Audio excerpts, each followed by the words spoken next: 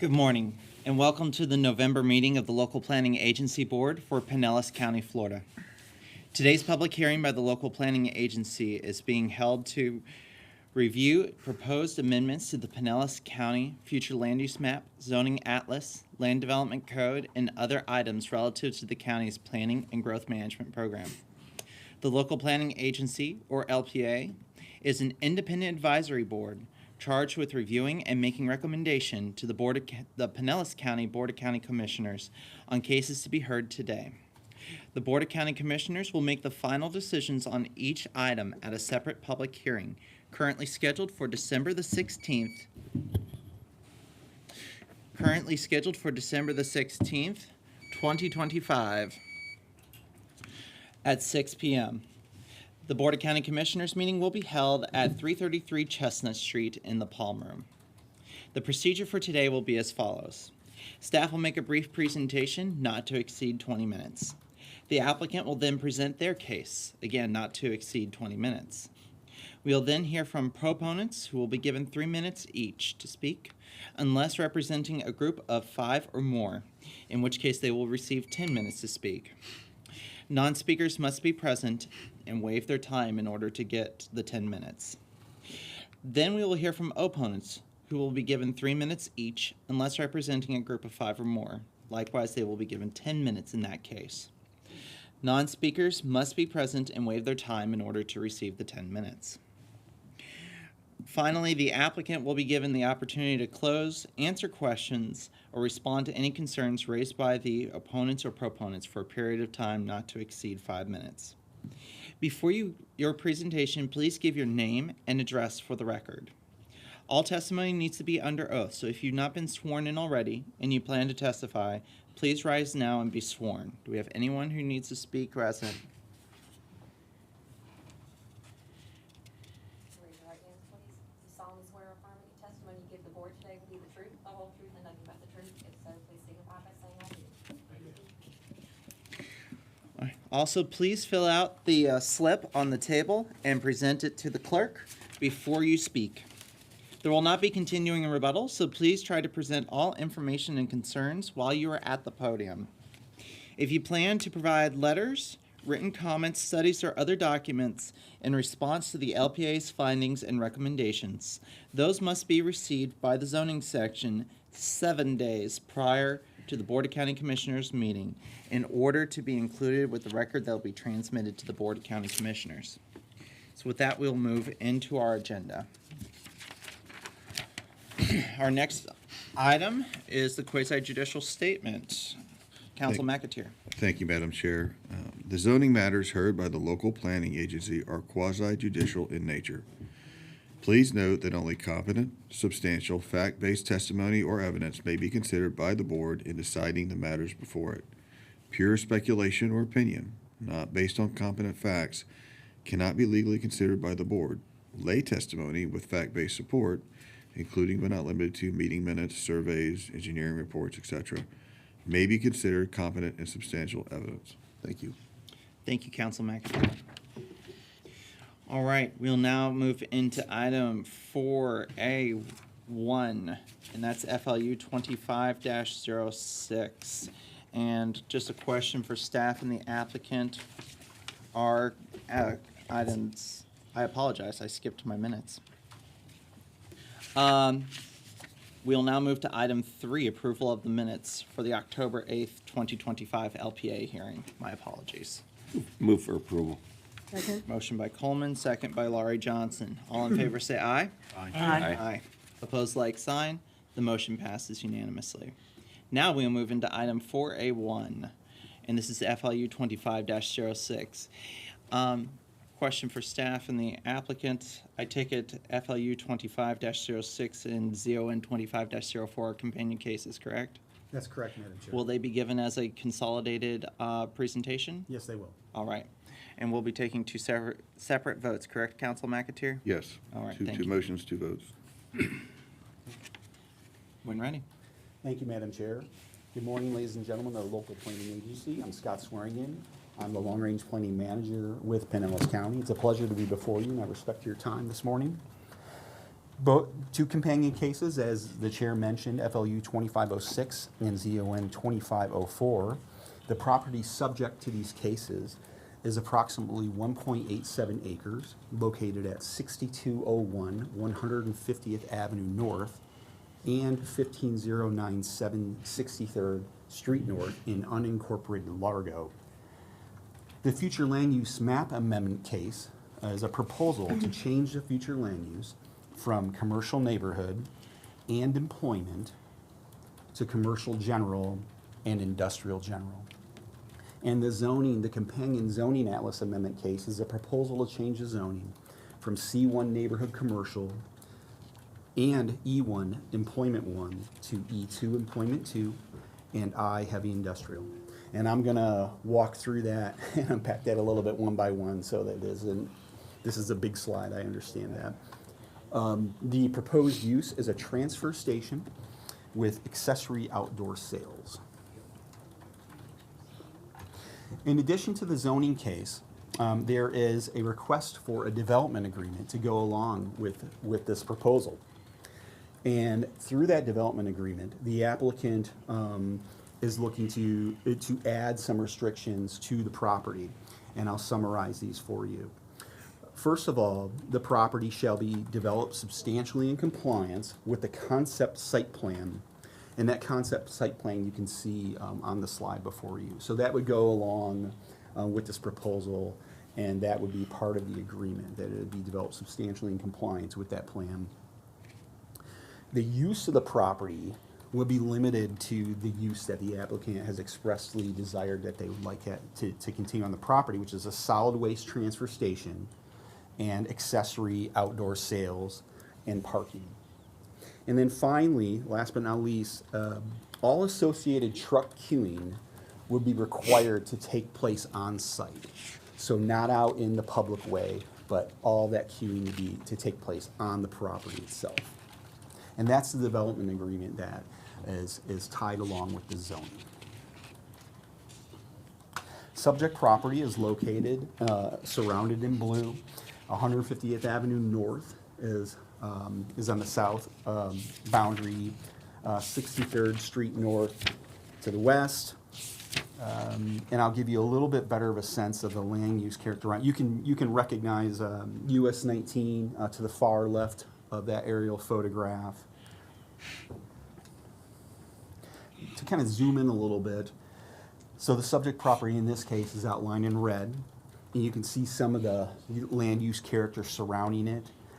Some vacant properties and some more kind of industrial metal recycling, solid waste recycling, truck scale, wholesale warehousing, a little bit of commercial as well, convenience store and neighborhood markets. And there are also 4 homes to the north and kind of northeast surrounding the subject property. And you can see P-Tech there to the east, just on the other side of, just on the, kind of between the roadway and a power line that runs along there. So it's kind of just on the other side, just to the east of the power line. Just to give you a better sense of kind of the types of land uses surrounding the property right now. The current future land use is shown in the map on the left, which you see where we have employment and commercial neighborhood. That's kind of that fleshy, kind of pinkish color. I'm sorry, I'm a little colorblind, so I think it's kind of pinkish. And then the proposed change is a map on your right, which would make that change to industrial general and commercial general. And you can see this is really kind of an enclave, an unincorporated Pinellas. So the parcels in color are the ones that are in unincorporated Pinellas, and the rest of the property around is in the city of Largo proper. So this is kind of an enclave there. And so you can see a lot of employment land use surrounding the property, as well as commercial neighborhood. You've got commercial general just across the street, and you have 3 parcels that are residential urban on the future land use map. So let's look at the zoning. Again, the map on your left is the current zoning, and you can see the property is designated as E1 employment, as well as C1 neighborhood commercial on the zoning map. And then the proposal on the right is to change to I heavy industrial, and E2 commercial general or general commercial. And then again, that zoning character surrounding the property, mostly E1 and employment and C1 neighborhood commercial, with a little bit of variance in there. You see an E2, a couple E2 parcels, and a C2 parcel as well. And then 3 parcels just directly to the north are residential medium. And that's the zoning. Just to give you some contextual photos of the site. So I apologize, the descriptions are a little off, so let me just describe what we're looking at. So this is along 150th Avenue North. This is looking north at the subject property off 150th Avenue. And this is, so the subject property in this case is to the right side of your photo, just to the right of the sidewalk. And so this is along 150th Avenue North as well, kind of facing in the westward direction. You can see kind of the land use context on the opposite side of 150th. This is a kind of a sense of the surrounding character surrounding a lot of heavy industrial uses. Obviously, you saw from the aerial and the description of the different properties, there is kind of a somewhat of a mix of types of uses around it. But generally speaking, there's a fairly heavy industrial character surrounding the property. And so this is facing east. This is looking at, this is P-Tech in the foreground. And then you can see the power line easement, which runs from north to south across 62nd Street North there. And so this is from kind of that intersection of the subject property there at 62nd Street North and 150th Avenue North. So I'm going to kind of unpack all these changes now. We'll start with the future land use. A proposal to change from commercial neighborhood, CN. It's on the 1.18 acre portion of the subject property. And that land use allows office, personal service, retail, commercial, mostly the neighborhood scale, as well as institutional, transportation, utility, some light manufacturing, and recreation open space. And verbatim for the comprehensive plan, this category is generally appropriate to locations adjacent to and on the periphery or on the edge of large, definable residential neighborhoods. Residential is not permitted in this land use category, and a 0.3 floor area ratio for non-residential uses is permitted. And on that 1.18 acre portion of subject property, the proposal is to change from CN, commercial neighborhood, to CG, commercial general. And a commercial general, as you might assume, allows kind of a wide range of commercial type uses. So personal service, office, retail, commercial business service, those types of things, similar uses. And verbatim again, per our comp plan, this category is generally appropriate in areas of the county that are now developed or appropriate to be developed in a manner designed to provide the community or region with commercial goods and services, to provide for employment uses that have off-site impacts comparable to office and retail commercial uses, and in areas in proximity to and with good access to major transportation facilities. This allows residential in this category up to 24 dwelling units per acre and a non-residential FAR of 0.55. And now that is included, now that is a 1.18 portion of the subject property, the 1.18 acre portion of the subject property. The remainder is a subject property. It's 0.69 acres.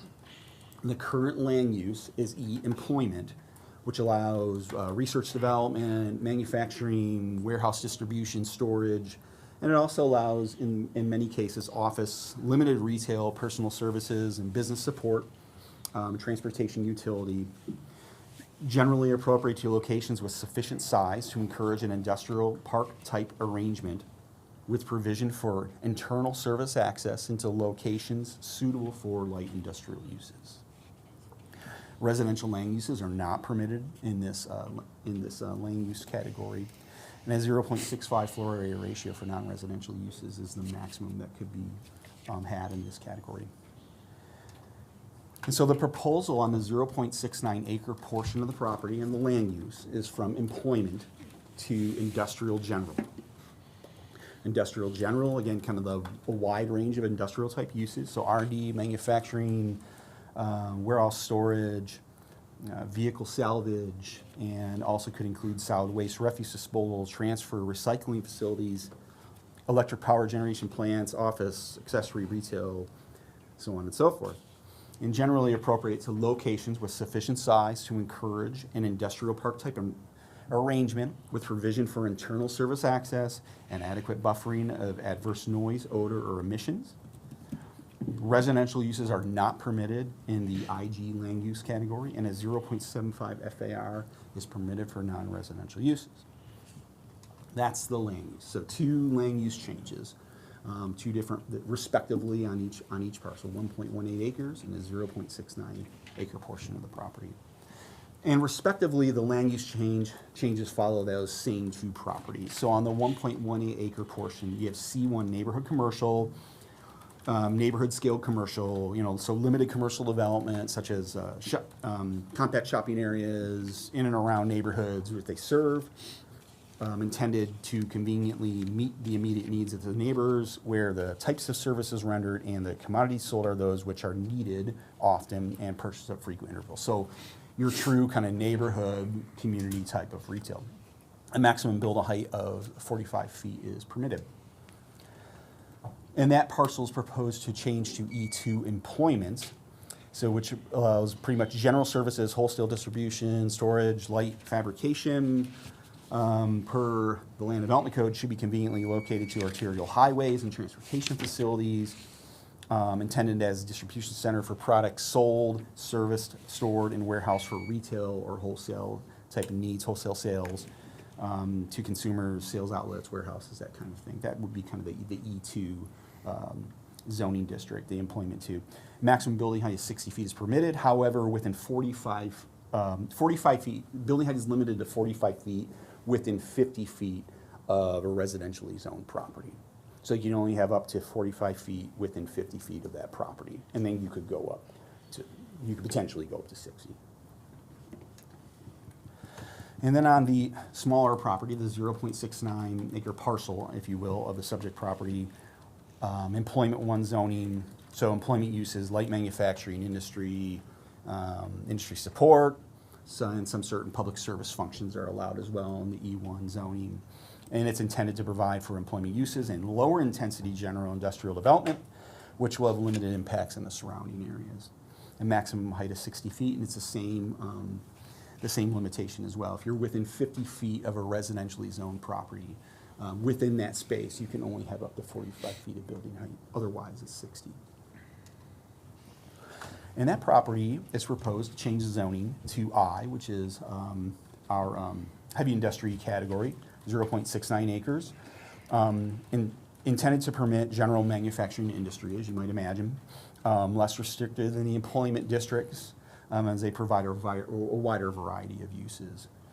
And the same restriction on height, 60 feet generally, 45 feet within 50 feet of a residentially zoned property. Those are the zoning, so that's the zoning portion of this request. I know that's a lot. So let's talk a little bit about traffic. We look at potential traffic impacts from a very high level at this point. It's part of the future land use map amendment, so it's really looking at the land use categories. Projects that move into the site planning level, they'll be looked at, they are scrutinized in more detail because obviously you have more detail of the use that's being proposed.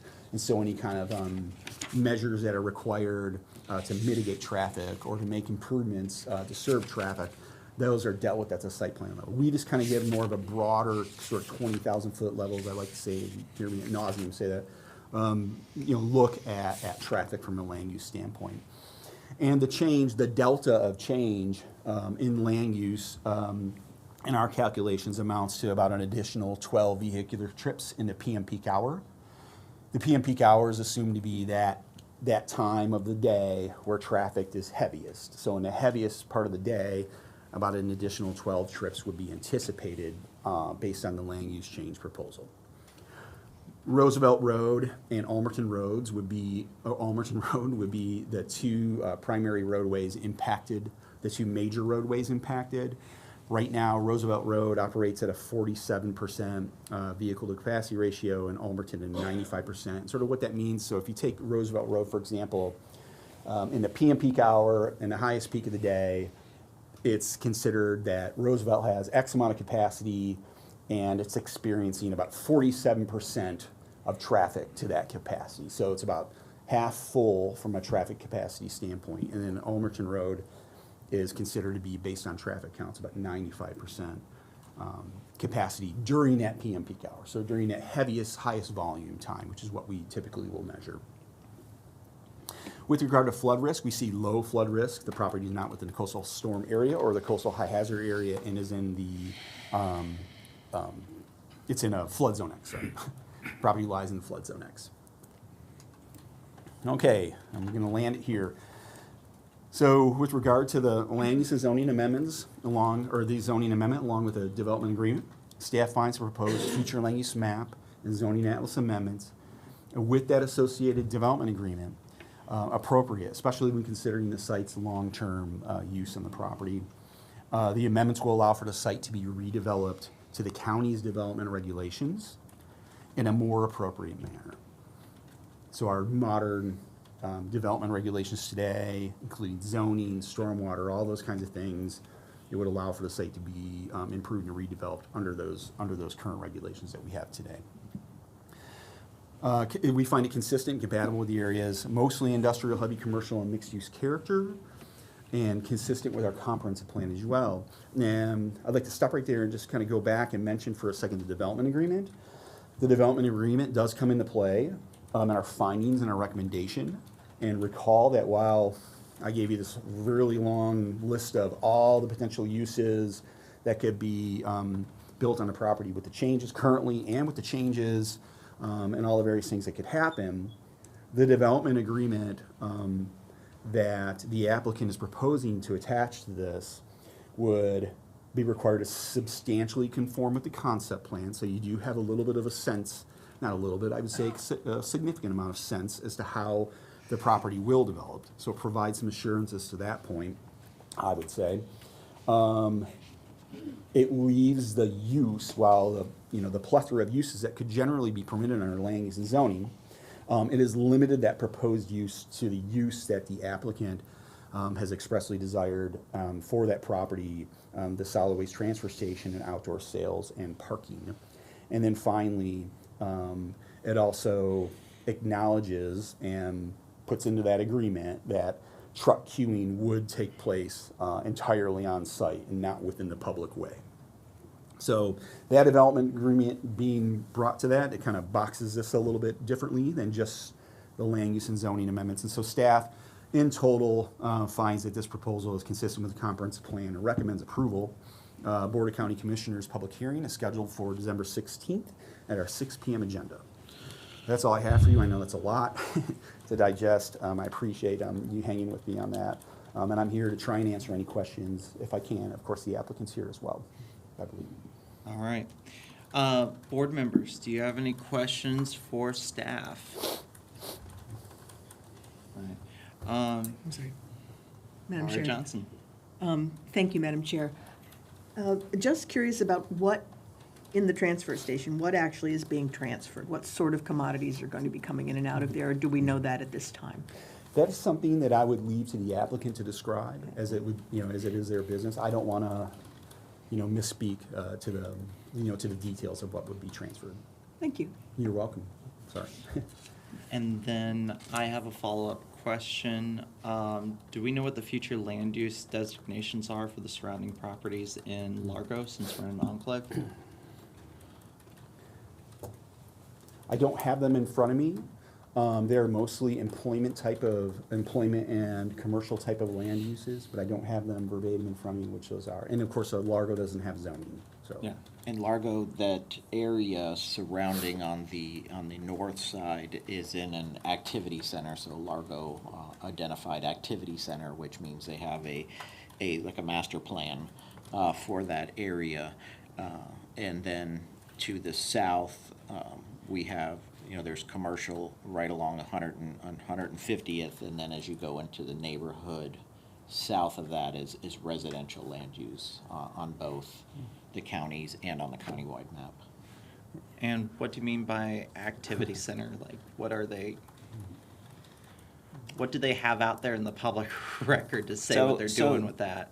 This is, they identify, is it the Roosevelt Activity? I don't want to butcher the name on it, I don't know. Got It's it. the Roosevelt Activity Center, which means that it's like a master plan for more like a higher area for nodes where they will have, allow for higher density intensities. So the in gist of an area. activity center, and this is something that the allowance to have an activity center land use category comes from the countywide plan, allows you to establish this in your own comprehensive plan, and is intended to have more of a take a regional or maybe a community-sized area and have much more focus on the type of land uses that are permitted. It usually comes along with like a master plan that goes with it.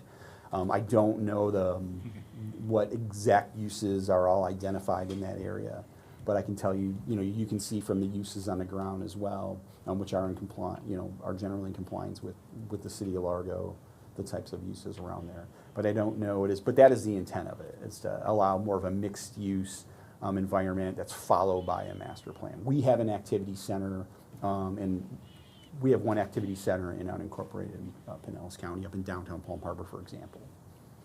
All right.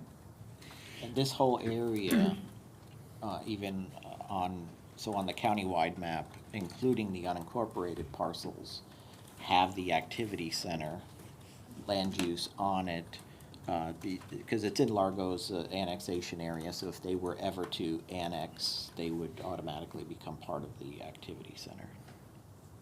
Okay. Board members, any questions for staff?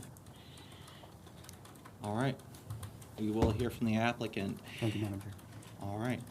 And we've got some clock problems up here, but as best I can tell, staff ran around 25 minutes, Oh, I so. won't be nearly that long. He did a great job setting the base information, so I'll just supplement it. Craig Taraski for the applicant, 360 Central, Suite 500, St. Pete. To answer the question about the use, so how we got here is Green Energy Transport, who owns the 0.69 acre currently industrial land use and zone property, we'll call it the northwest portion of that. They've been operating on that transfer station already, and at that site, even before Green Energy Transport owned it, was operated as a transfer station for at least 30 years. So that the use that is contemplated to continue has been in existence for at least 3 decades. So the land use change on that northwest portion is really just to match your current future land use and zoning designations with the operation that's historically been on that property. So we're not looking to change it. That Green Energy Transport is leased the 1.1 acre south portion, and they want to add an outdoor sales operation, an accessory outdoor sales, to supplement their existing business. So that's how we got here. And in order to do that, we need these zoning and land use changes to accommodate that outdoor sales. And then to make the site function better, the northern transfer station and the accessory outdoor sales, in the middle of that site, in fact, probably worth just putting the site plan up, there's a parking area.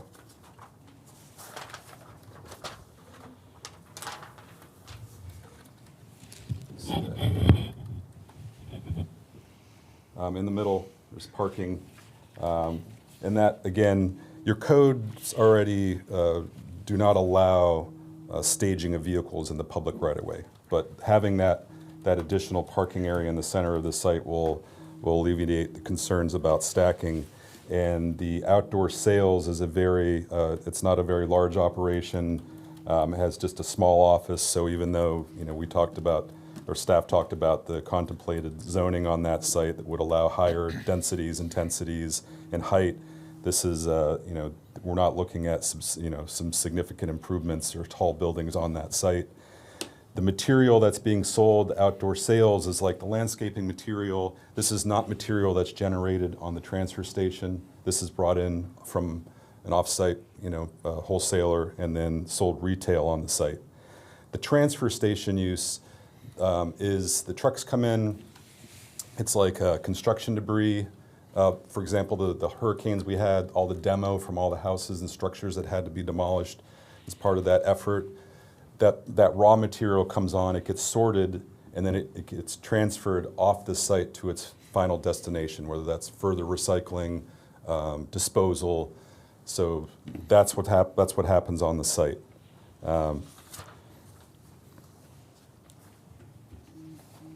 As staff pointed out, with all his beautiful photos and exhibits, the parcel that we're proposing to go IG and I, the heavy industrial zoning, is in the center of this existing industrial park. I mean, 63rd Avenue or Street, when you drive into it, it's a heavy industrial park setting. We're not trying to create a new park setting. This is existing again. And then the commercial parcel, it's currently vacant, and it's directly across from a parcel that has the exact same future land use and zoning designations, the commercial general and the C2. The development agreement, again, as staff pointed out, is going to limit the site to the proposed uses. So it's not the whole menu. It's just what's being proposed. It's just this plan. And if this applicant, this owner, or some future owner wanted to come in and expand and do something different, they'd have to come back through the county to modify the development agreement to accommodate some different use. So the county would have a say in that, and if the proposed future uses required mitigating, there will be an opportunity to do that in the future. So when looking at making the land use changes, the future land use changes, your comprehensive plan has some guiding language in the locational characteristics, and where we're proposing the CG, the locational characteristic set forth is that the category is generally appropriate for locations in and adjacent to major employment centers where surrounding land uses support and are compatible with intensive commercial use and in areas proximity to and good access to transportation facilities, including mass transit. 150th Avenue North is a collector, and then 62nd is a collector. Those both take you to arterial roads. You have Roosevelt Avenue to the north, Route 19 to the west, and if you go south to Ulmerton. So you have good transportation facilities existing. Where we're proposing the industrial general future land use, the comp plan locational characteristics are that the category is generally appropriate to locations with sufficient size to encourage an industrial park type arrangement, which we already have on 63rd, with provision for internal service access, which we already have, and adequate buffering for adverse noise, odor, emission, and good access to transportation and utility facilities. And again, the parcel that we're proposing to go to IG is right in the middle of that existing industrial park. So you have, just by nature of the park itself, you have buffering, you have the step down of future land use designations to the E, employment to the west and to the north, and to the south you have the commercial future land use designations. For our commercial site, south site, the code actually has some locational characteristics for E2 right in the code, which states that the E2 district provides areas for general services, wholesale distribution, storage, and light fabrication. These areas should be conveniently located to arterial highways and transportation facilities and so on. And again, 150th is a collector, and 62nd, they take you a short distance to arterial roadways. What we're asking for you today is also consistent with the comprehensive plan, future land use elements. I'll just hit those to put them in the record. Goal 1 is to provide a variety of land use character areas to meet the needs of a diverse population to support thriving, resilient, and quality communities. Objective 1.1, to establish future land use categories that respond to the unique challenges of infill and redevelopment within the unincorporated county.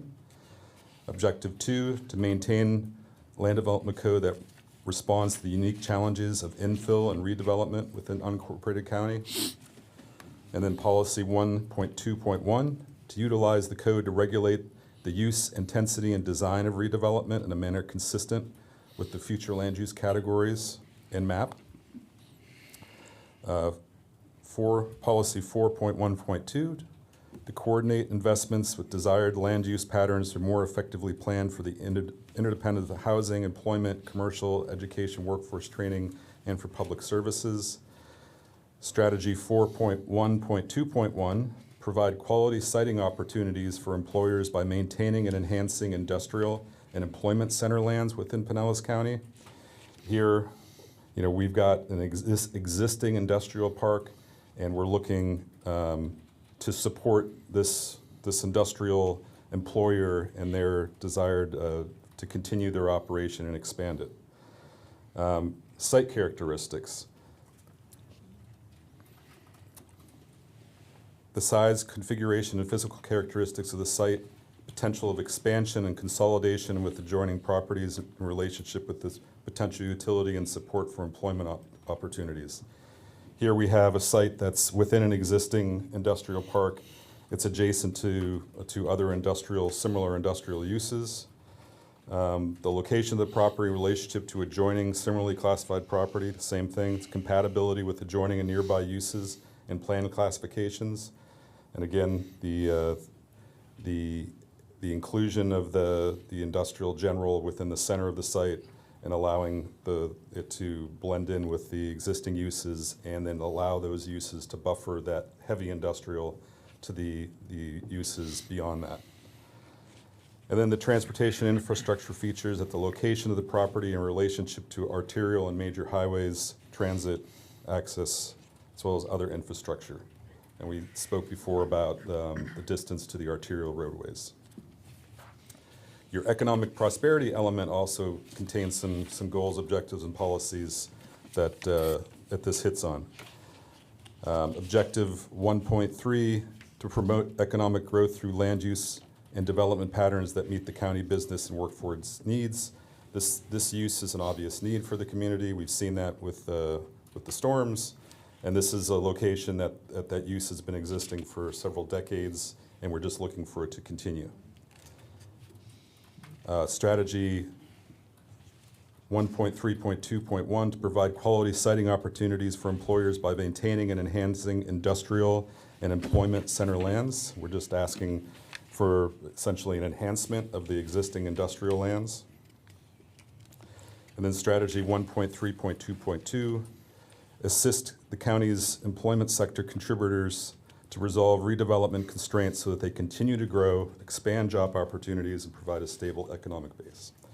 So what we're asking for you today is compatible and consistent with those comprehensive plan goals, objectives, and policies. If you have any other questions for me or for the applicant, I'm happy to answer them. Okay. All right, board members, do you have any questions for the applicant at this time? And I see board member Laurie Johnson shaking her head. And do I see any questions coming up on the other side? Okay, we'll start with you. Thank you. Good morning. Thank you for being here. A couple of questions. The portion of the property that's going to be used for retail sales, would you mind putting the, thank you. That, I assume, is the portion in the front that has the racetrack looking. This is a stormwater Okay. retention basin. Okay, These are the bins for the landscape material, okay, and we have just a few parking spaces and a small office. okay, so that was my question. So people will drive in their cars, pick up with the car? This isn't a walk around and I want one of these, one of those sort of a place. This is your bulk Yes. landscaping? Okay. Yeah. And so the need for more parking is probably not a need because they're just going to drive in, pick up their stuff and pay and drive out? And any larger vehicles that will either be dropping off the materials or potentially You could have landscape companies with a truck and trailer. Sure. They can utilize the parking, the accessory parking in the center of the site. Okay, okay, thank you, that was one question. The other was, what sort of increase in, say, noise or dust or debris, that sort of thing, that might filter out into the existing neighborhood, especially where the residential homes are located? Do you anticipate any of that, and if so, what are you going to do to mitigate that? The operations of the transfer station will continue, so that's an existing operation, so that's not proposed to change. None of these enhancements to the site are going to make any, significant material changes to that operation. Okay. So then you're just talking about these very few landscape material bins that you'll have they'll be coming to fill those occasionally, and then the folks are picking them up. So it seems relatively minor. And note that those bins are set back away from the property pretty significantly. We have the stormwater facilities kind of buffering that. And you have the residential, this is residential here, which I don't want to speak incorrectly, but I believe that the resident up here may be the owner of the industrial use next to it. So I think their expectation, so to speak, of living next to the industrial park. And then you have the commercial uses across from 150th Avenue. Sure. So, next question is, you say the landscaping materials are going to come from another source, not? Correct. They won't be composted from whatever? No, they are is- not being processed on site and then sold retail. Okay. The materials that come in, construction materials and all of that, currently, you anticipate it'll be similar to what's happening now? Correct. Is there any environmental concern that will arise from this change that you have not No, already so that's dealt with? regulated, the transfer station is regulated by the state, so Mm-hmm. they have their own regulations to follow to maintain that license. No, I don't. And there's been Because no- there's no no change in that operation, Okay. what you're really talking about is, from an environmental standpoint, you're adding impervious, so you have stormwater regulations to deal with. That's the So you're main- not that's the main- anticipating, you haven't had any issues with neighbors in the past, or? I think, just on my knowledge, my client, the Green Energy Transport, originally sought to expand the transfer station use to the south, and that caused, I think, a complaint, and that has since been resolved. Okay. Thank you. You're welcome. Board members, any other questions for the applicant? I have a follow-up question. Since you were mentioned that there was a substantial setback from the southern property line to those bins, do you happen to have a distance for that? It's not dimensioned, but just knowing that the entrance drive is 24 feet wide, it's got to be at least 60. You can see here, this is dimension 24, that Yeah. distance, so it looks like 2 or 3 times that. Okay. All right. Unless the board has any other questions for the applicant, I think now we will hear from proponents for these two cases. So does anybody in the room wish to speak in support of ZON 25-04 or FLU 25-06? I have one person coming up. Please state your name and address before proceeding. George Pappas, 1822 North Belcher Road, Okay. Clearwater, Florida. I'm a representative also for the property owner of the 1.18 acre parcel. Owns a Can property. you just raise your voice just a little bit? I'm the representative of the owner of the 1.18 acre parcel that's part of this application. My client also owns the property immediately to the east, the gas station property. This, we believe, would actually be an enhancement to the, and resolve the complaints that were addressed by the neighbors across the street that also have commercial uses. It's much more conducive to a retail use, which would be consistent with the convenience store, which is adjacent to the property. So we would obviously be in favor of. Thank you. All right, board members, any questions? Okay. Is there anybody else in the room who wishes to speak in support of either of these two cases? Please state your name and address. Michael Williams, 15090 62nd Street. I am the owner of this property. My mom owns this property. I Actually, own- before you get going, if you could please place sorry, the my bad. right over there. Okay. So, he was saying that the owner of this property owns this property. This is actually Best Metal's property, which is adjacent to their scale. This is my mom's property, which I own. This is my property. This is a rental house that we own. My son owns this property, and then I own this property as well. It was showed in one of the other pictures. I assume this is gonna be pavement, is the dark material here, which I am totally in favor of, because the only issue I have with the transfer station, which they mitigate it very well with sprinklers, is the dust. But if they're gonna pave all this, I'm all for it. And the landscape material, I'll be using that as well, so. I am not opposed to any way of this. The pond needs to be done there anyway, because it holds water in the wet season in that property. So, All that's right. all I have for you. Thank you. Yep. Does anyone anyone else in the room wish to speak in support of FLU 25-06 or ZON 25-04? All right. I'm not seeing anyone in the room. Does anyone online wish to speak in support of FLU 25-06 or ZON 25-04? We don't have anybody online. All right. Then that time we'll hear from opponents. So does anyone wish to speak in opposition to applications FLU 25-06 or ZON 25-04? We have one person. Please come up to the podium, please. You got two. Okay, we've got two. Then we'll start with you, sir, and then we'll have the next speaker come up. Please state your name and address before Sure. proceeding. Hi, how are you? I'm Steve Kaywall.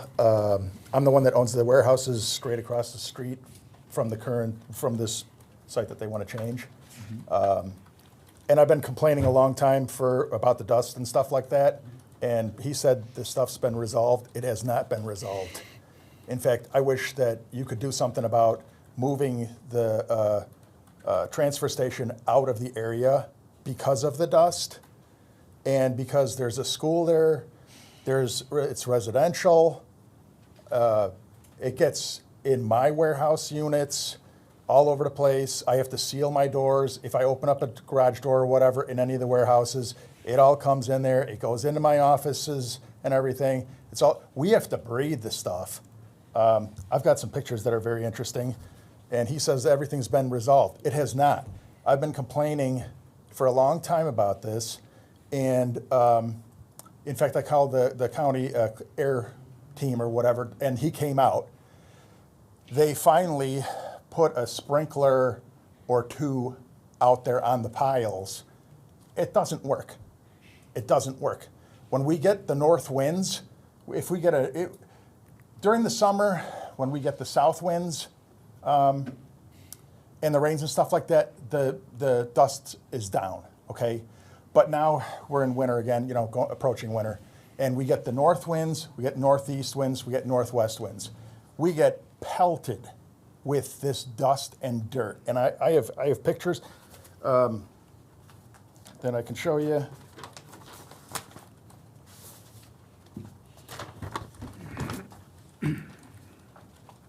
Of what actually happens there. This is on a daily basis. Okay, this is one of their debris piles. This is the transfer station, so this is a debris pile that they're going to move, and they're going to put this in the semi trucks and whatever. Well, I don't know what's in this debris pile, but there could be lead paint, mold, spores, asbestos, whatever have you in there. It gets transferred, and the problem is that's when the dust kicks up. All right, and So- not to throw you off too much, can you wrap up in the next minute or so? Yes. Okay. Here's another picture of the dust and debris. Okay. Here's another picture. This is the wind is coming from the west, so it's blowing that way. You see, these cars are on my property. When the wind comes from the north, all of this goes in my property. Okay? Here's a picture of my car sitting in the back by I swiped my finger on my car. This is after one day. This is during one day. Okay? Here's another picture. Back here are the residential houses. All this right here, this blew over my car. It's all over the residential area. It's disgusting. I mean, here's the car. Here's the car the next morning. After the dew, this car sat in my lot. Okay? If you look at the windshield, it's unbelievable I invite you to come over and see my property. I'll meet with you.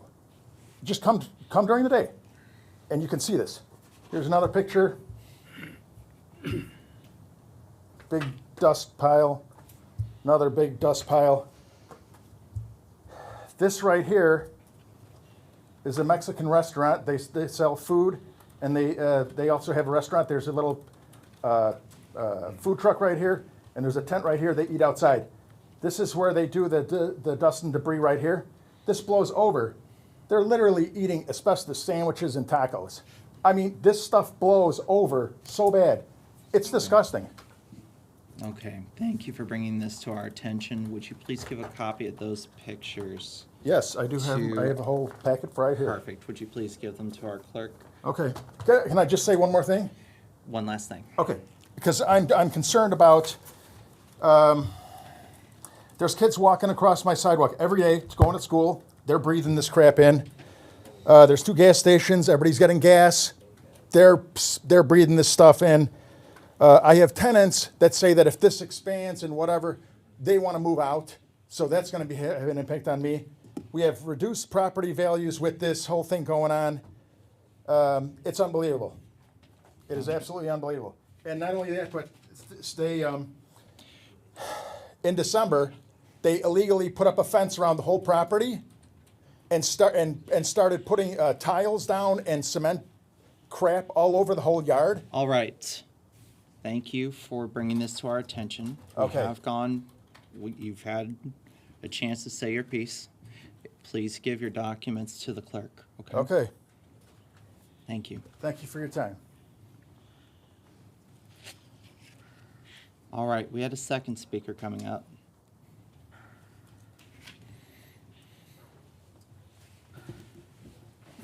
I'm Darlene Shirley. I live at 6290 150th Avenue. I'm on the corner of 63rd and 150th. Across the street from me is the Mexican place. Behind that is a transfer station. And then the empty lot is on the opposite side to the south. My husband is having lung problems. He is on oxygen occasionally. When he goes outside, he can only be out there for a little while, and then he has to come back in and go on oxygen. Most of this happened within the last year, and that's when they did that expansion on the transfer area, where they put the tiles and everything in. I'm concerned about his level of his oxygen. My cars are constantly dirty. Down the street, behind the P-Tech area, is going in a ballpark for the kids. This dust and dirt is flying all over the place. I'm concerned about them. I'm concerned about the fact that we have 3 places within the general area that are actually selling food. And these people that are coming into these gas stations and into the Mexican place and stuff, they're all breathing this stuff in. And plus it's getting onto their food. So that's my concern. I've been there since '91, and That's all I have to say. All right, thank you. Do we have anyone else who wishes to speak in opposition? I have a hand raised. Please come up to the lectern here. State your name and address before speaking.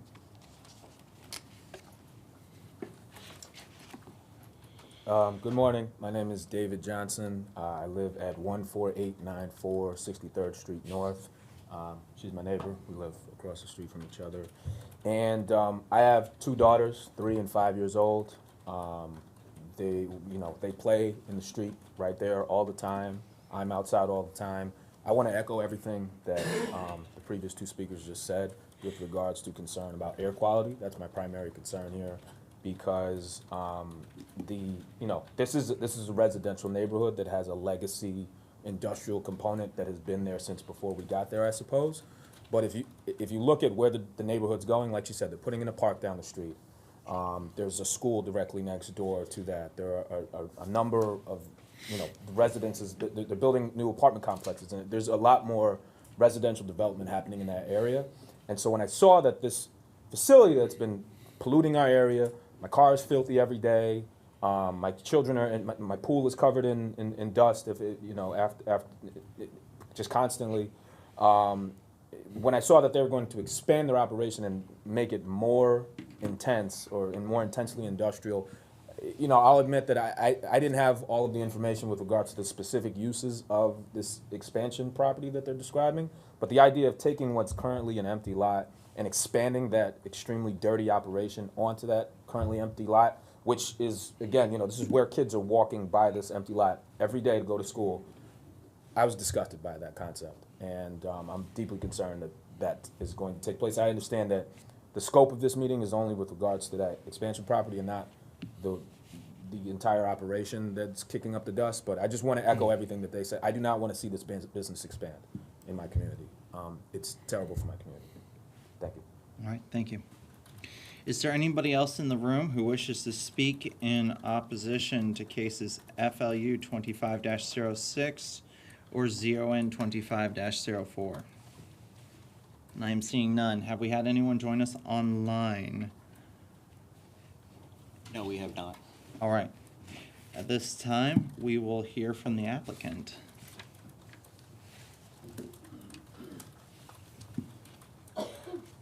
Craig Taraski for the applicant again. So we're clear on what's being asked for from you today. A vote on a recommendation of zoning and land use changes. This is all to accommodate that outdoor sales component. Some of the complaints that I heard today, I think, resulted from the expansion of the transfer station to that southern lot, and that has been removed. There is no proposal to have that transfer operation be on that southern site. It's parking and outdoor sales on that southern site. The existing transfer station has been in existence for over 30 years. It's been there. It's just the nature of the operation. It sounds like it's a dust generator. The concern about hazardous materials, so demolitions of structures have regulations on them to mitigate and contain any asbestos or other contaminated materials before they're hauled off site. This site does not accept contaminated materials. It's mostly concrete and roofing materials. State outlawed asbestos and roofing materials decades ago. And again, if an older structure is demolished, it has to go through an asbestos survey and then any mitigation for that asbestos before it's hauled to a transfer station like this. So while there sounds like there is a dust emanating from the site, it should not have asbestos or hazardous materials in the dust. The site is regulated to the extent that it's not meeting standards for dust control on the site. That's kind of a separate issue from what we're asking for today, and there are avenues to address those concerns. The development agreement is limiting these sites to a continuation of the transfer station on the north 1.18 or 0.69 acre, and only to the parking, accessory parking and outdoor sales on that southern site. Again, the operator of the transfer station is not going to be doing transfer operations on that southern site, bringing that operation closer to the properties to the south that we heard complaints from. All right. Thank you. Board members, do you have any questions for the applicant? Okay. No. All right. County. In that case, Vice Chair Coleman, what's your question for the county? In the development order, does it specifically exclude the expansion of the transfer operation? That's correct, yes, by the concept plan and in the development agreement language, it shows which parcels the transfer station will operate on, which are those northwest parcels, and then that southeast parcel will just be for the outdoor sales. Right. So they cannot, if approved, they cannot expand the transfer station further on. Right. What is the process of enforcing the development order? Any development order, for that matter? So development agreement has to be, it's recorded, so it becomes a public record. As part of the site plan review, we require deed restrictions to be put in place on a property. So then that, it runs with the land as part of the, when the site plan gets approved, we have to have deed restrictions in before that. Any Thank other you. questions? All right. I guess I will dovetail off of Vice Chair Coleman's questions about development orders. What happens when a development order expires? When it expires, we usually have in there is a reversion agreement. So if they do not do the development and file the deed restrictions, and the development agreement expires, usually it has language in there, Darrell can correct me on that, is if the county can bring it back to, revert back to the previous land use and zoning. Okay. And that's correct. It's on page 5 of the proposed agreement, sections 10.1, 10.2. It sets forth the restrictions where if the operation does not commence or otherwise fails to comply, there are reversionary requirements. Okay. There's back-end enforcement on this. If, I know that we've been asked to rezone and redesignate the parcel that the transfer station is on. I guess, why is that included? Is that at jeopardy a part of this? Is this, if this application were denied, what happens to that transfer station? It's presently non-conforming Mm-hmm. with the current zoning and land use. So they could not expand, they could only maintain with what they have. So if they came in with a site plan to, redo, we're gonna add a building, we're going to, even just to clean up the operations, you're running into our non-conforming rules, which only allow for a limited expansion. Okay. Yeah, this area, this in a little enclave area, has always been operated with more outdoor. There was a waste hauler operated out of there for a long time. I think still does. Metal recycling, so a lot of outdoor uses that are more of a heavy industrial nature. Where right now a lot of those parcels are all non-conforming. And then this question might be more for the applicant, but staff, you might be picking it up. The actual unloading area for the commercial operation, is that going to be paved? Or is that going to be shell? Would our code trip that into being paved under site plan requirements? Yes, we would require, or the vehicle use areas to be paved. If they can request an alternate, shell, asphalt millings, we still look at it as an impervious area, and they still have to, maintain that if it is one of those other, that it's not, bringing up dust and, having materials wash out into the street. Okay. Does the applicant have anything they want to add at this point? Okay, do you guys intend to pave that area, or? We're going to follow the code.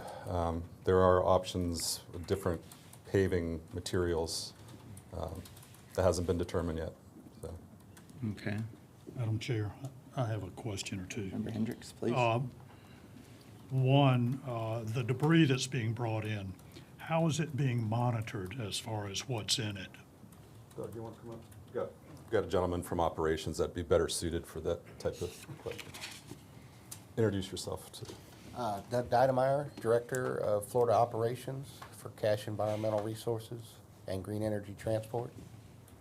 You repeat the question? How is the debris that's being brought in being monitored for asbestos and lead paint? They have determined, the state has determined that asbestos has not been used since the 70s, and it's not really monitored as far as just a roofing job goes. But when it comes to demolition, then there is mitigation to evaluate the process so it doesn't end up in the wrong waste stream. So it's monitored at the demolition stage, where it gets onto the truck to come to this facility. Correct me if I'm wrong, but that is true with commercial. That is not true with residential. And since we had a hurricane, there are a ton of old houses being torn down that have both lead-based paint, asbestos siding, asbestos roofing. Those are not being monitored. No. So how is that being addressed? Is the county addressing that at all? I don't know how to. I don't know. environmental. I don't want to speak at it. Yeah, we're not in environmental enforcement. I was looking on here before on any environmental enforcement on this property. There was a couple of air quality complaints over the past couple of years that have all been closed. And that's all I've seen for enforcement on this property. We do have code requirements about having to deal with dust, waste, pollution. If you're dealing with hazardous materials, there's other restrictions that apply. And they are not a licensed hazardous material handler. There is not any regulation on residential, to my knowledge.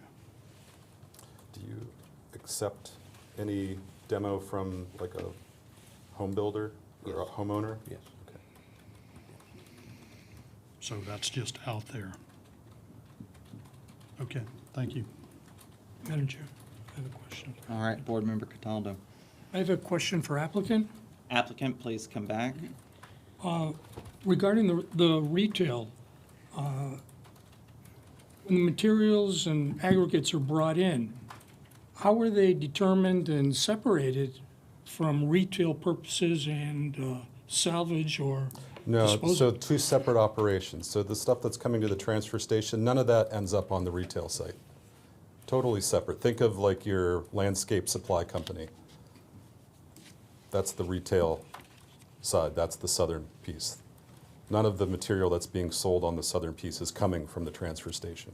And the materials and aggregate coming onto the retail site, that's being taken from another location? They're wholesale. It's landscape material. It's not. And this landscape material, is Yes. that coming as waste?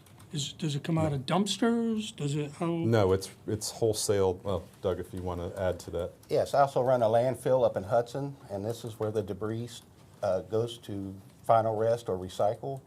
And we do crushing, grinding of tree debris, and that's the intent, is to bring that material back to 63rd Street and sell it as a recycled concrete material. Or a mulch, colored mulch, a landscape material. So a landscaper doing a job someplace and has some fairly decent material left over, probably isn't going to be bringing it to this location. Like I say, I get the stuff that gets ripped up and then I have to process it. And I haul it to Hudson where our main recycling is. Okay. And then we crush it, screen it, size determine it into different products. Which is another regulated operation. Yes, that's under a state permit as well.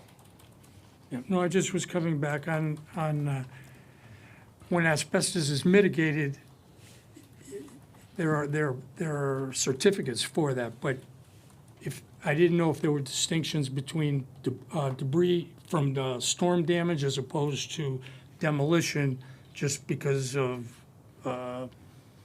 permitting. So I was just trying to get a clarification there, and I think that you addressed that. Thank you. All right. Board members, any other questions for the applicant? I guess I have a question for the applicant. Have you held any type of community meeting or workshops or anything? No, ma'am. Outreach with your neighbors? No, ma'am. Okay. And how many people were noticed today for this rezoning? The number of people, Yeah. we go a minimum of 250 feet surrounding the property to notice. I'll give you a count of how many that might be.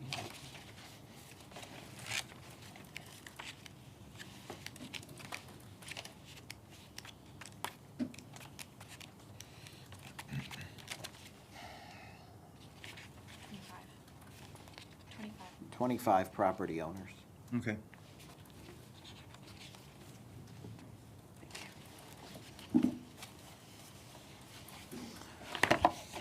All right. Board members, any other questions or thoughts? Just have one clarification for Harry county. Johnson. If this is currently non-conforming, and I believe you addressed this, but I'm not sure I got the answer I needed. If it's non-conforming now, will the changes that are being requested make this property conforming? And if that's the case, it sounds like there are some things that are not in place currently to monitor asbestos and other environmental issues. Will that be a requirement for the owner to put those monitoring, if in fact they are accepting these materials, and it sounds like they are, and they are unmonitored when they get there, do they then have to monitor and somehow mitigate these environmental bad boys? So this will, if approved, this public hearing gets approved, their next step will be to submit for site plan review. That site plan review will be reviewed by appropriate agencies, including fire department, public works, which, depending upon the use and their requirements, those respective departments will look at any additional, safeguards or stuff that are needed on there that to be compliant with the code. I don't know the level of detail for that, it's not my expertise on that if there would be any kind of requirement or reporting on monitoring for any kind of those materials, I'm not sure. As it stands right now, there is nothing in place that requires this company to monitor those, that debris that comes that may have asbestos or lead or To my knowledge, contaminants? no, nothing from the county that I know of. And I don't know if the state license requires it or not. Thank you. I guess I have a question about the development concept plan. I don't know if we can get that up on the screen as it relates to the nonconformity of the parent use.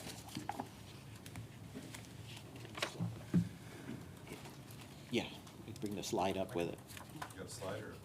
Yeah, we got the slide. If you can bring the slide up. It's a little, Right.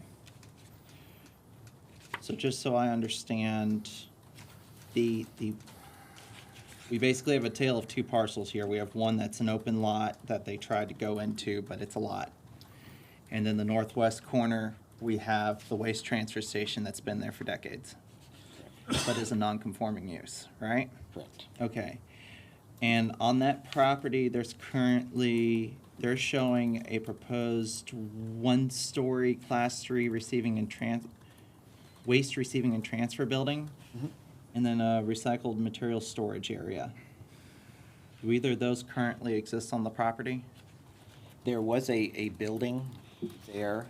They did have, I believe it was a fire. There was damage at the building, had to get demolished. There's a demolition permit that was applied for that building, and they proposed to replace that building with the one in the same footprint. Would they be able to build it today? Yes, they would, because it was existing. Okay. And then the reclaimed materials storage area to the south, would they be able to establish that today? No, if it was not established Okay. previously.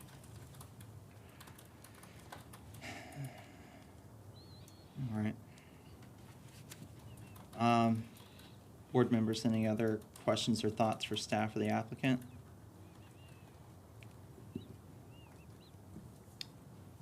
Okay.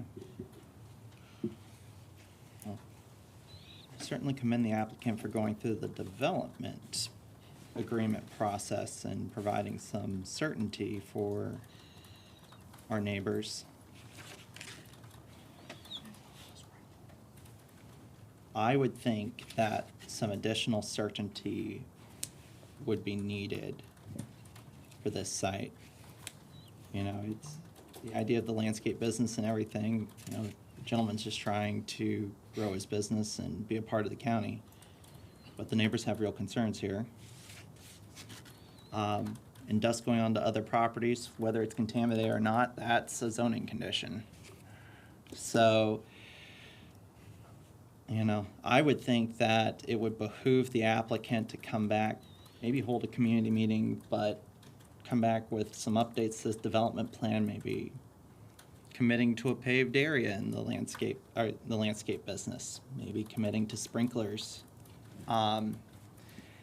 you know, additional sprinklers or whatnot over the waste transfer station before turning this from a non-conforming use that's kind of, it has no choice but to either live as it is or sunset back into something that is going to expand, but support a business that's generating jobs and participating in our economy. So for whatever the value of my thoughts are on this, that's what I think is that I would like to see a little interaction with the neighbors, and I would like to see a few more considerations for the neighbors as far as this dust and trying to control it before I'd be willing to recommend approval. We do have code regulations in our zoning code regarding pollution, emissions, visible emissions, dust, dirt, odors, and fumes, that they have to operate to prevent those from leaving the property.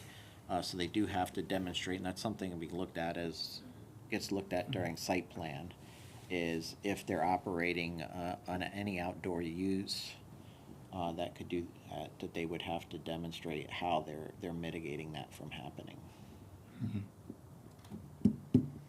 Is that baked into the development agreement at all? So it jeopardizes their development agreement if they fail to abide by it? It's not baked into the development agreement, but it's baked into the code, so it is a code requirement. So that's, if they were failure to comply, that's if somebody makes a complaint, that's a code violation.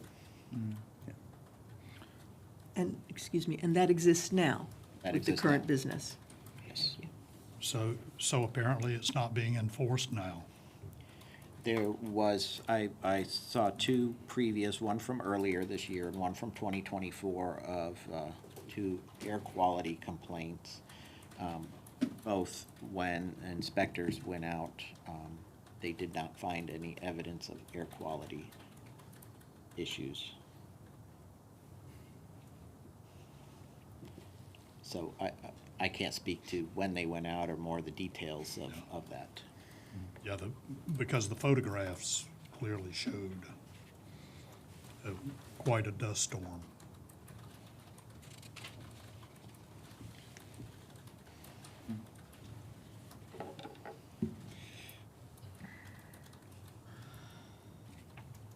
Well, I certainly believe in I certainly know the vigor with which our code enforcement does prosecute cases. It is known across the county and in different cities and stuff.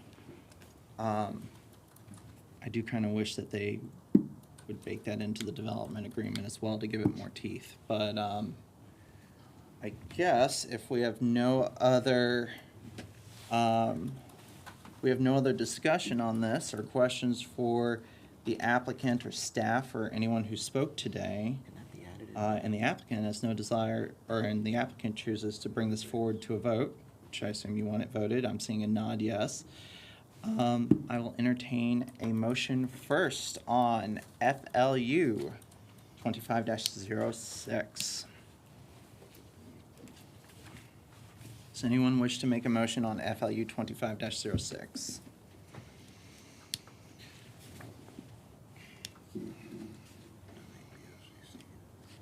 I'll make a motion for denial. Motion to deny by Coleman. Is there a second? Second? Second by Laurie Johnson. I would remind the applicant that they are the master of their application, and we have not voted yet. Come back up.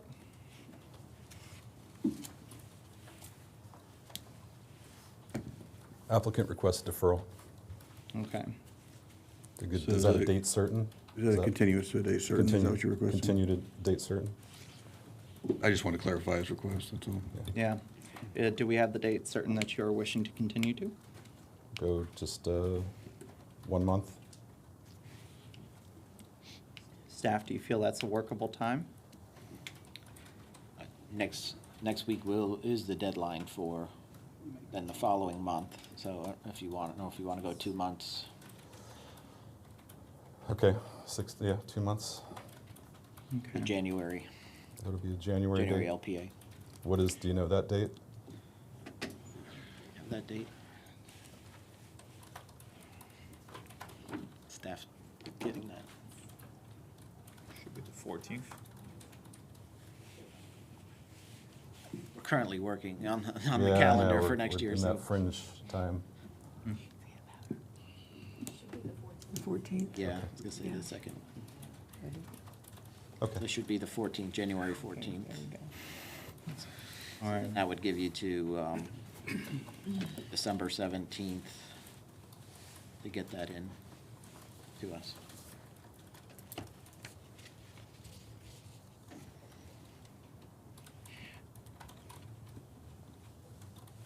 All right, and just from a procedural standpoint, we do have a pending motion for denial, but the applicant has requested a continuance for 60 days, so I do suggest that we lay that on the table, or the motion to deny on the table, and then entertain a motion for, a motion on the continuance. So, do you retract your motion?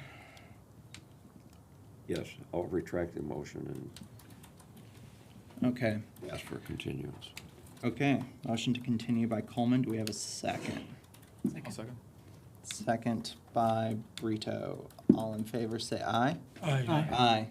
Opposed, like sign. The motion passes. I assume you also want to continue application ZON 25-04 since it flows from 25-06, right? Yes. All right, and am I safe in assuming that you want to continue a 60-day continuance? Yes, I'll run them together. All right. At this time, I'll entertain a motion on ZON 25-04. The applicant has requested a 60-day continuance on that application. I move we continue the application for ZON 25-4. Motion to continue by Coleman. Second. Second by Larry Johnson. All in favor, say aye. Aye. Aye. Opposed, like sign. The motion passes. Okay, thank you. We'll Best see of you in luck, January. and hopefully there will be See you soon. good developments. All right. that brings us down, and any members of the public who are here to discuss the waste transfer station, we're now done with that. So you don't need to give us any more of your morning unless you're excited about hearing about how we process plats and permit tree impacts. Can I just ask you a question? Um, Does this mean that I should come back on January 14th, or what is? Yeah, so I would suggest that you circle up with our staff. Participate. You will have another opportunity to participate in the Okay, public will I hearing get notice, process if or? you choose. There's no additional notice because we're continuing to a date certain, so the notice of this meeting serves as a notice to the next one. And you're here, so you're on notice now. Okay. But to the chair's point, you should communicate with staff and submit anything you'd like to submit in that time, and Okay, well, I already gave the pamphlet of all the pictures and everything and all that stuff. that will stay of record. This is Okay. just a continuance of Okay. this event. Okay, so. all right, thank you very much. All right, thank you. Have a good end of year. All right, board members, we are at 10:27 a.m. Do we wish to push through to our last two items or take a short break? I need a quick restroom break. All right. So then let's go ahead and take a 10-minute break. Make it 13. We'll be back at 10:40.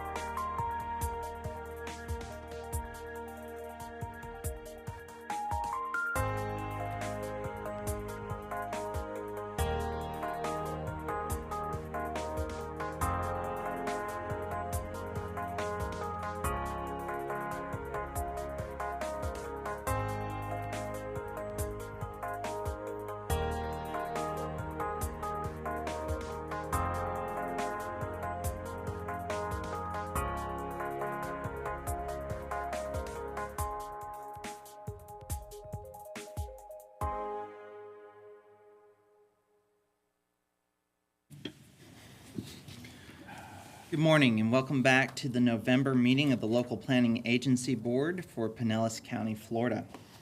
At this point, we're going to pick up at agenda item 4B1, LDR 25-01. Staff, are you ready to give your presentation? Yes, we're going to have Public Works staff is going to come up and provide a brief presentation on this, amendments to Chapter 138 and Chapter 154 of the Land Development Code relating to plating. All right. Good morning. Good morning. Mona Gabriel, Division Director for Capital Improvement, Survey and Mapping. And Division of Public can we increase the gain on the antennas or something? I'm sorry, we're just having a hard time hearing you. No problem. Is that better?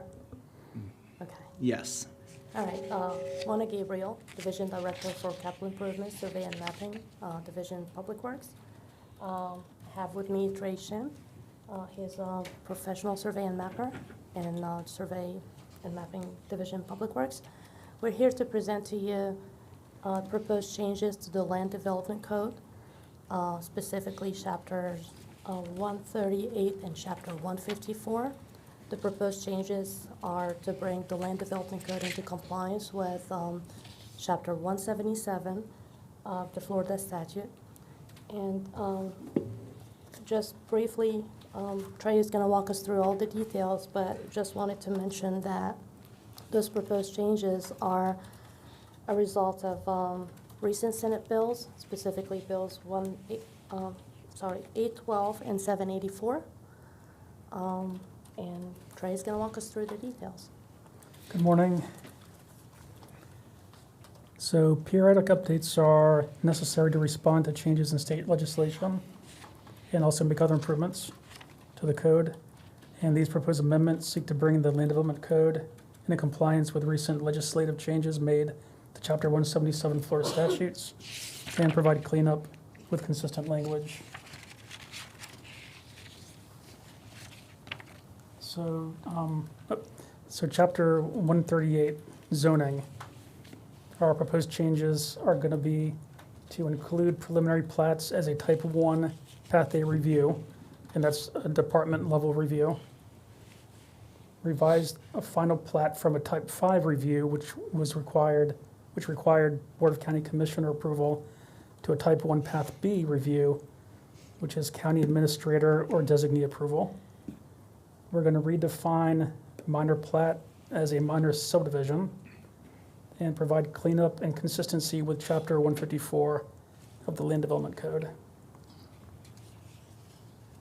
Proposed changes to Chapter 154 as they relate to subdivisions and platting. Define an administrative authority to receive, review, and process plat or replat submittals. Define an administrative official to approve plats or replats. Update definitions for preliminary and final plat. And create a two-step review process for the adoption of a preliminary plat in order to expedite issuing residential building permits before a final plat is recorded.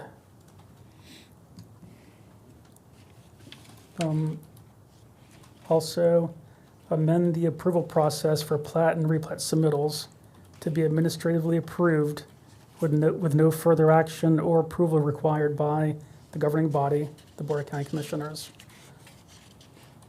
Revise final plat from Type 5 review, Board of County Commissioner approval, to a Type 1 Path B review, County Administrator or designee approval.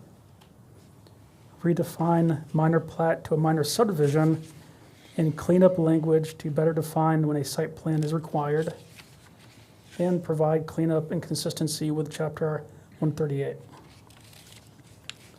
Recommendation: the proposed amendments were reviewed by both internal and external stakeholders. They were vetted by county attorney for consistency with state law, and they're consistent with the comprehensive plan. Staff recommends approval, and the meeting is scheduled with the Board of County Commissioners on December 16th, 2025. And I can take any questions that you guys have. All right, thank you. Board members, do you have any questions for staff?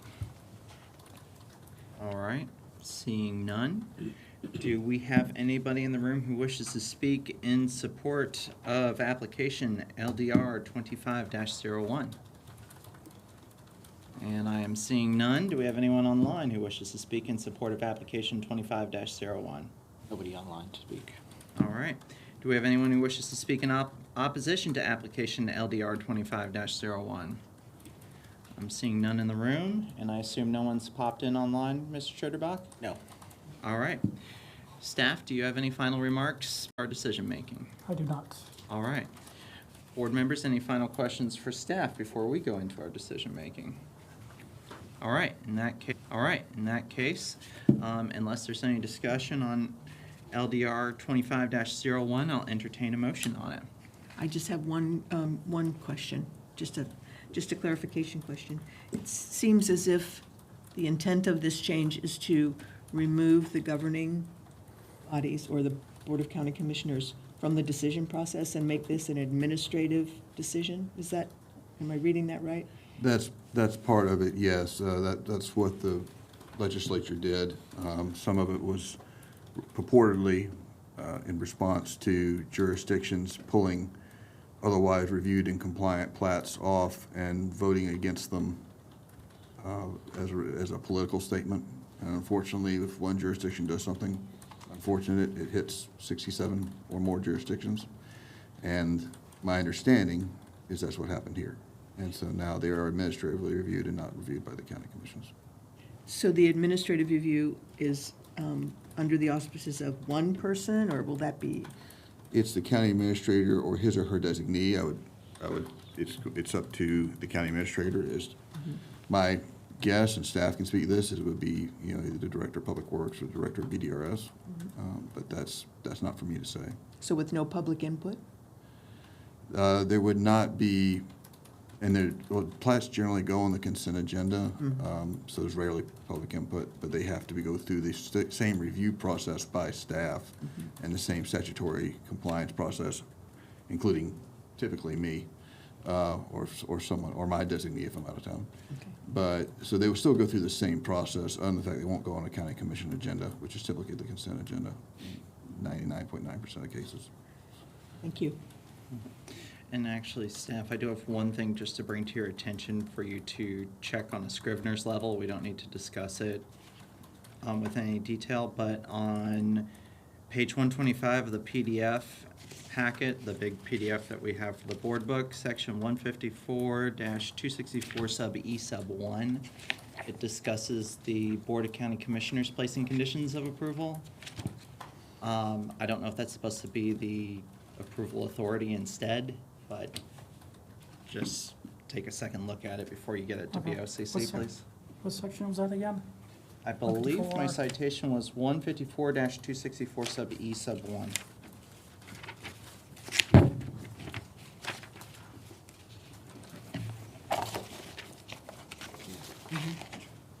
The second to the last paragraph. Yeah.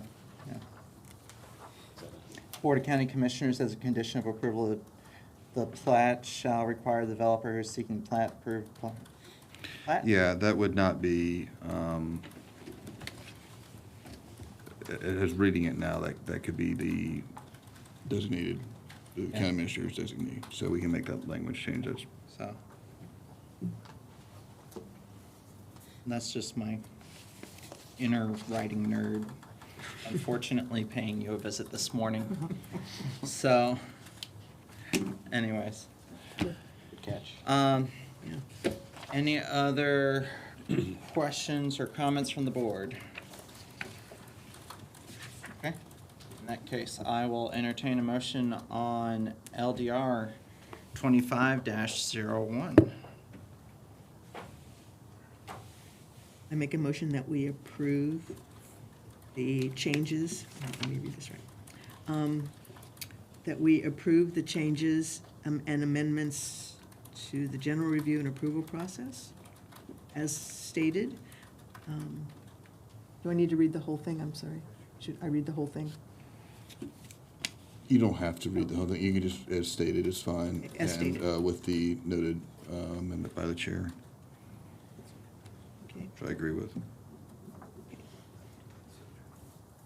So is that your motion? That's it, Okay. as stated with the change noted. Okay. Right. Motion by Larry Johnson. Do we have a second? Second. Second by Vice Chair Coleman. All in favor, say aye. Aye. Aye. Opposed, like sign. Motion passes unanimously. brings us to our last substantive item of the day. 4B2 LDR 25-02. Staff, you may proceed when ready.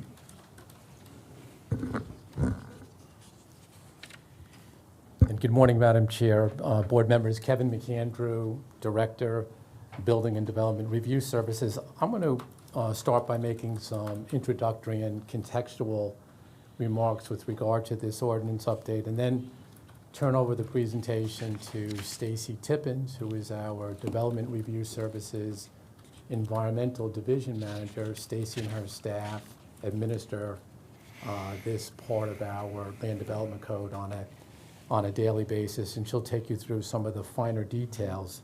Our county comprehensive plan and land development code, they lay out the goals and benefits of tree protection, tree preservation, as well as natural habitat protection.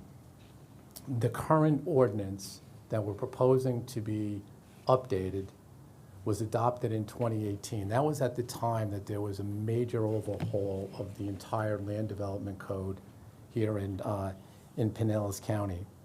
And since that ordinance was adopted and in place, there's been consistent challenges, if not on a daily basis, on a weekly basis, in effectively managing this ordinance.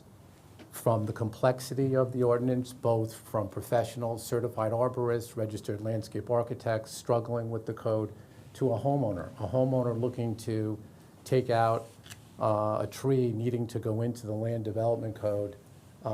Many challenges in navigating this ordinance.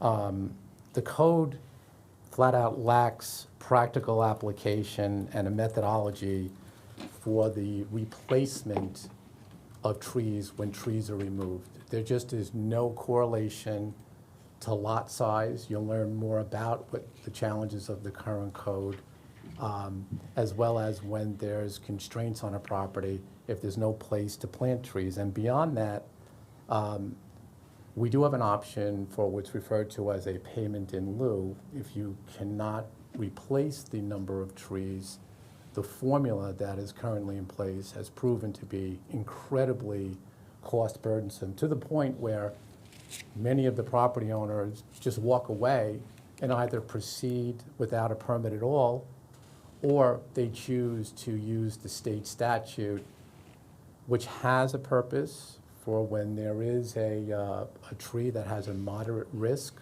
safety risk, you can remove it. But quite frankly, that state statute has been used in many cases to circumvent our code. So we just are not getting the results that we want from this code. So, simply put, this update is about an improved outcome. We want a simpler code that's easier to use. We want a practical application for tree replacement, one that's going to incentivize tree protection, and one that gets buy-in to get a greater utilization of the code. I'd like to just characterize this as basically we're looking to right-size our tree regulations and our landscape regulations moving forward. So with that, I'm going to have Stacy pick up now and take you through the finer details. Good morning, board members.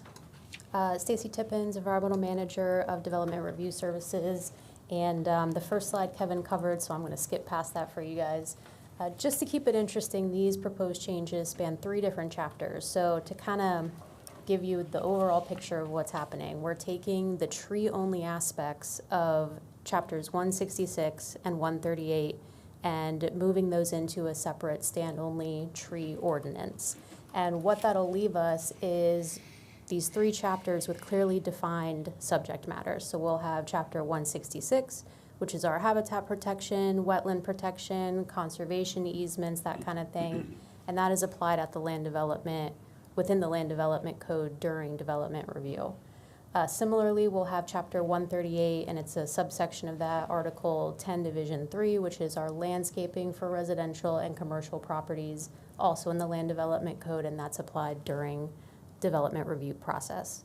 And then we'll have this standalone tree ordinance that'll apply during development and also during tree-only applications, which about 1/3 of our applications for tree removal are unrelated to development.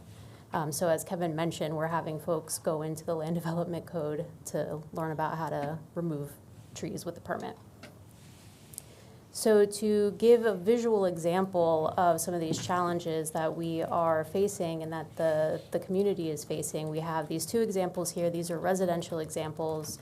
We have a smaller site on the left and a larger site on the right.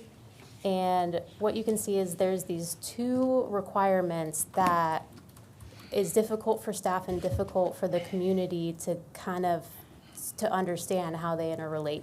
So when a tree removal is being proposed, there's mitigation required in some cases. In addition to that, there's this landscaping requirement that is also applied. So in our example on the left, you'll see that our current system requires inch-for-inch replacement, and since you can't exactly plant back a 26-inch tree, you're usually planting back a lot of smaller trees. And as you can see in this example, that's not very practical. There's very little plantable area in there. So what normally happens is property owners will plant what they can fit, usually 1 or 2 trees, and then they're making a contribution in lieu of replanting for the remaining amount. And currently the way that's calculated in both of these cases, you can see that would add up to about $10,000. So as you can imagine, that is prohibitively expensive for certain property owners, and so that's part of what we're trying to work to make a little bit more doable. In addition, we do have that statutory exemption that was adopted in 2019 where trees that pose an unacceptable risk can be removed without a permit. There are some nuances to that are sometimes ignored or misapplied, and so we're getting a lot of tree removal that is not permitted, and we have really no way of tracking how many trees are being removed under that exemption. So our first key change here that we're proposing to try to alleviate some of these challenges is changing our tree rating system. And this rating system is how staff and the public determine which trees require mitigation and how much mitigation is required. Like I stated, the current system is inch-for-inch replacement, and essentially trees that are fair quality and trees that are good quality require the same amount of mitigation. There's really no metering it based on the quality and size and health of the tree, other than obviously inch for inch. So this system reduces the number of categories, which is going to make it much easier for not only staff but the public to apply, and easier to get consistent ratings from the development community, arborists, and staff ratings.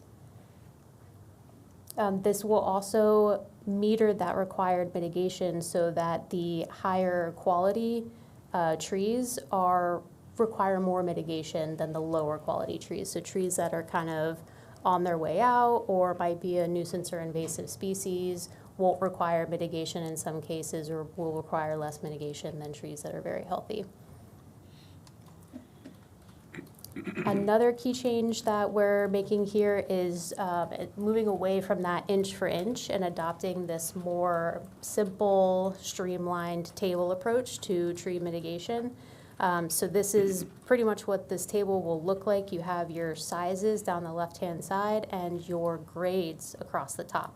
So as you can see, your G0s or your dead, dying, or undesirable trees do not require mitigation, and then mitigation increases as you go up in health of tree and size of tree. And this is really to support our goals in the county of preserving urban canopy. There's a comp plan policy to that effect as well.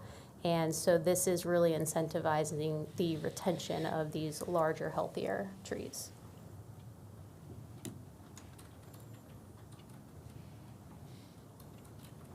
All right, so the third key change here is making some minor tweaks to the number of required trees per developed lot. Now, this is a landscaping requirement, so this is independent of mitigation for tree removal.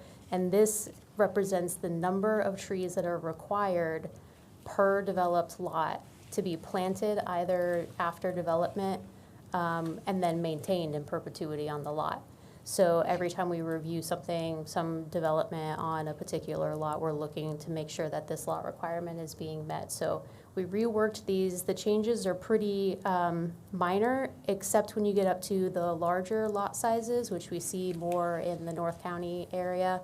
The current system, there's no cap for property sizes, so it just keeps adding trees the larger the lots are, and we've had some pretty shocking numbers come up when we do these calculations. So the major change here is setting a cap for these larger properties of 15 required landscape trees. Again, that's completely separate from required mitigation trees, and we'll see when we circle back to the examples how that affects that larger example on the right-hand side. The table on the bottom here shows some examples of various property sizes, so you can see the changes not very drastic until you get to those 2-acre sites and larger. So looking back at our examples with these proposed changes, you see that in both examples we have substantially reduced replant, so mitigation tree numbers. And then because of that, we also have lower payment in lieu dollar amounts as well. One key thing I want to point out, especially in this example on the left-hand side, is there's still only enough room on this site to plant 2 trees. So we were only ever going to get 2 trees on this site, right? What we have now are some additional options for credits where property owners can remove nuisance invasive species to get credit towards their required mitigation. They can plant some native understory and ground cover, so they're creating more of a community of plants to get credits towards their mitigation. And so in the end, we have a better environmental outcome because we were always getting 2 trees. Now we're getting 2 trees plus some understory, maybe some removal of nuisance invasive, and maybe a smaller contribution to the tree bank, but ultimately trees in the ground is what we're hoping to accomplish with this code. And for our larger example on the right, same kind of reductions in required trees and the tree bank contribution, but the key thing here is that because this is a larger site, the lot minimum would have been 44 trees with the current code and is now capped out at 15 trees, and so that landscaping requirement is met. So if this property owner came in to remove their tree as shown here, they wouldn't have to plant all of the required mitigation trees and their lot minimum, which, as you can imagine, can be a difficult message to relay to some property owners. And then we do have some other minor changes. So we have added some revisions that will allow staff flexibility with complying with previous site plans. So these are usually for commercial sites. Sometimes the site plan is, a decade or 2 old and things have changed since it was approved. So when they come in and we're reviewing some minor modification to that, we're looking for compliance with that previous site plan. These changes allow staff to look at the existing landscaping, whether it meets the intent of the code and the feasibility of requiring additional landscaping without impacting the landscaping that's already there. We're also proposing some changes to a couple of species lists that we have. We have the nice list and the naughty list. We have the approved species list and the nuisance invasive list. We've updated both of those because there have been some updates to just the science of horticulture. So we know that some species that have previously been allowed are now becoming a little problematic and getting a little out of control, so we don't want those necessarily to be planted anymore. We really want to focus on helping developers and property owners select trees that are well adapted for our area, that are drought resistant, that aren't going to require a lot of water, that are going to be storm resistant and not be a problem when we get hurricanes, hopefully not anytime soon. And And we also want to promote this Florida-friendly landscaping, which again is a comprehensive plan policy, and that premise can really be summed up in right tree, right place. So making sure that you're looking at the site and picking trees and locations that make sense for that site. The last change is just cleanup. If you look at the red line version, it may seem a little shocking. A lot of that is just taking something that was said in a lot of words and saying it in fewer words. And I think that's really going to help not only staff with figuring out what the intent is and applying it with the intent, but also the property owners that we get that are reading the code, and they may just read one line and not what comes above, before and after it, and maybe not getting the whole picture. So we did take these proposed changes before the Board of County Commissioners at a work session earlier this year and received some pretty positive feedback. We've worked a little bit with some internal staff, some colleagues, and also some external stakeholders with some of our development community and the regulated community, and received positive feedback there. Staff does find that it's consistent with the comprehensive plan and recommends approval of these proposed changes. Now we'll take any questions that you have. Question. Sorry, Larry Johnson. Does this supersede any regulations or ordinances that are in place in the cities? So is this the overarching plan? Excellent question. So the code itself does apply countywide. However, where there is a municipal code that conflicts and is more stringent, the municipal code takes precedence. So in most cases, the cities have adopted their own tree regulations, and then those would be the tree regulations that are used. I think there's only 2 municipalities that still use our code. Thank you. Okay. Board Member Hendricks. Is there anything in here, I didn't see anything on setbacks from a structure? Because you don't want to get people planting trees or building so close to a 100-year-old oak that's going to end up coming down on their house. Yes, sir. We are not making any changes. There is a requirement that trees can't be planted within 5 feet of any structure or impervious surface. But this really comes into play with the Florida-friendly landscaping, which does make recommendations for where to plant things and also how to perform construction in a manner that preserves tree health. So that it's kind of wrapped in through incorporating some of these other, like in Florida-friendly landscaping, that's IFAS. They're really the specialists in that. So it's incorporated, but not written strictly in the code. Yeah, because I couldn't imagine planting an oak tree or having an oak tree within 5 feet of my house. Yeah, but they're small when you plant them. Yeah, That's the problem. Spread out and tear everything up. Yeah. Or, they tear up driveways and everything else, not to mention coming down through roofs. Yep. So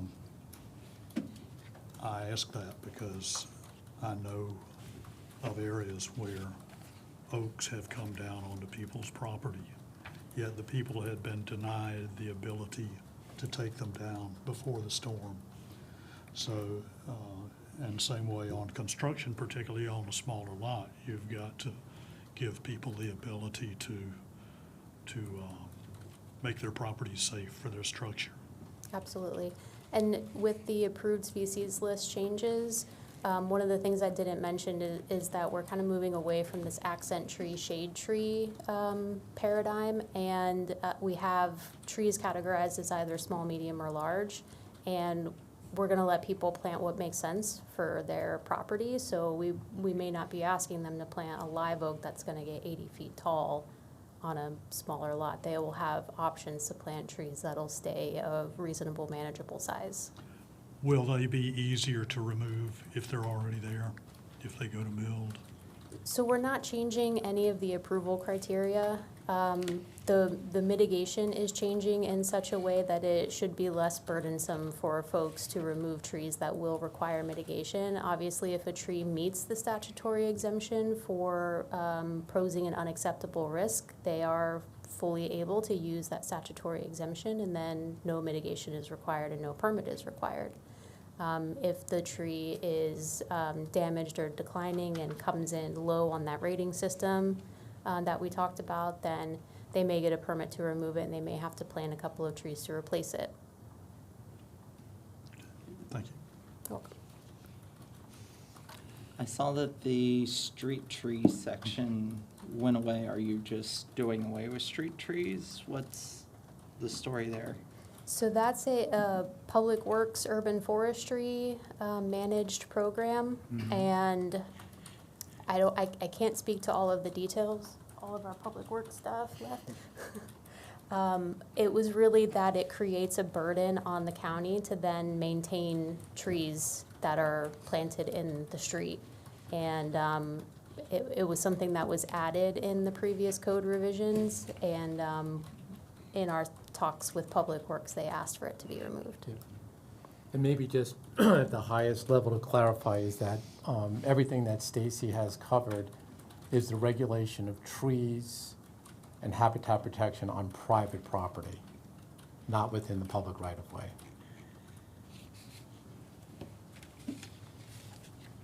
All right. Board members, any other questions for staff? All right, seeing none, we will hear from the public. Is there anyone in the room who wishes to speak in support of application LDR 25-02? And I am seeing none. Is there anybody online, Mr. Schroederbach? No, we have nobody online. All right. Is there anyone in the room who wishes to speak in opposition to application LDR 25-02?